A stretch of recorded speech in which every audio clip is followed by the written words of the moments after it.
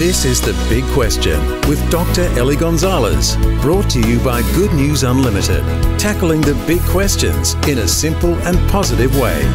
Today's big question is evolution real? Now, I realise that I'm way out on a limb here because most people in our society would think that evolution is a proven fact of science, and that's the reason why we're all here. But I don't believe that's the case at all. Now, I can understand why we've all been fed the evolutionary worldview at every level of society, because evolution is the only game in town for a society that just doesn't want to deal with the only other alternative, that we and the world have been intentionally created by a loving God. I get that. But I reject the idea that because I don't believe in evolution, it must be because I reject hard evidence and follow some kind of blind faith. That's not the case at all. I actually don't like blind faith. You see, to believe in evolution, I'd have to believe by blind faith in how it all got started in the first place. I'd have to believe that life arose spontaneously from inorganic matter, if not here on Earth, then somewhere else in the universe. And that's an idea that science threw out as ridiculous hundreds of years ago. Then, to believe in evolution, I'd have to believe by blind faith that the second law of thermodynamics doesn't apply. That law says that if you have an isolated system, any natural process within that system will progress in the direction of increasing disorder. That's the opposite of what evolution says, where natural processes must become more ordered and sophisticated.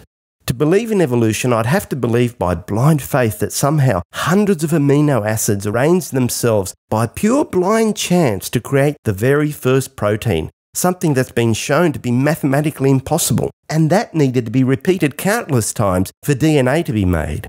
To believe in evolution, I'd have to believe by blind faith that transitionary forms between the species, the so-called missing links, rightly called for a reason, well, I'd have to believe that they existed, even though, despite all the hype you sometimes hear in the media, none have ever been discovered.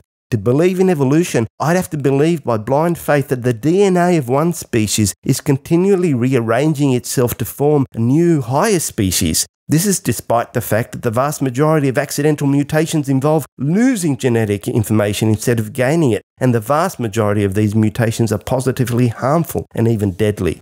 To believe in evolution, I'd have to believe that fully functioning organs such as eyes evolved from other cells overnight, since no evidence of transitional organ forms have ever been discovered either.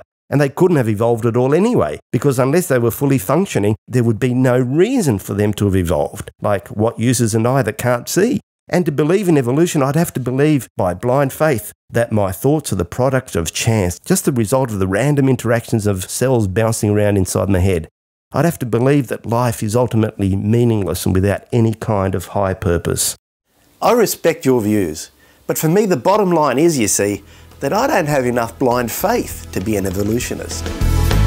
For more, contact goodnewsunlimited.com.